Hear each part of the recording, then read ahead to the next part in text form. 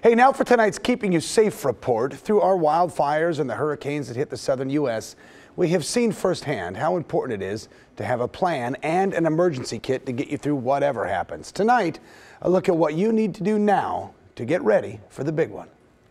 When experts talk about an earthquake in the Pacific Northwest and they reference the big one, it's not a matter of if, but when. The devastation will be just so broad-based. You're going to have your life completely disrupted for a very long time. So the question is, are you prepared?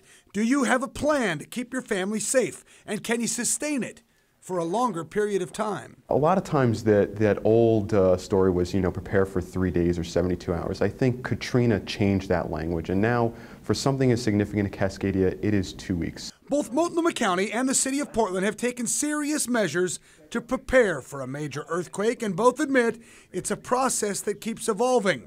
Experts say all of us should also be ready, starting with a detailed emergency plan that every member of your family is familiar with. It's the most important thing that you can do, especially if you work on one side of the river from your other family members. If your kids are in a school that you're separated by a river and the bridges aren't passable, which after a quake, all the bridges will need to be inspected. Some of them won't be functioning for a long time.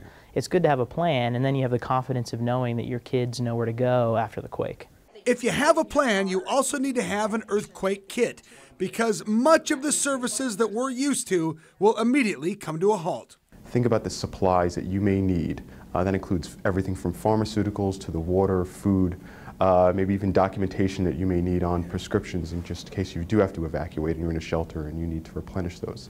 They also recommend signing up now for public alerts, which will allow you to stay informed when you need critical information, and getting involved. Everything from Medical Reserve Corps to the Red Cross to neighborhood emergency teams. Talking to your neighbors now could save lives in an emergency. Their neighbors are part of their safety plan.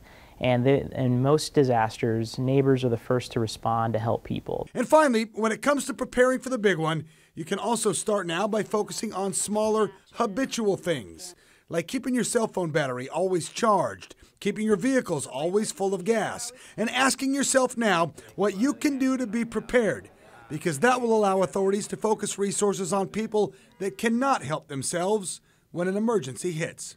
In Portland, Chris Willis, KGW News. All right, and we also have a checklist for ideas to put in your emergency kit and all this information, plus more on escape routes, how to get your whole neighborhood on board with a plan, all that information on KGWKeepingYouSafe.com.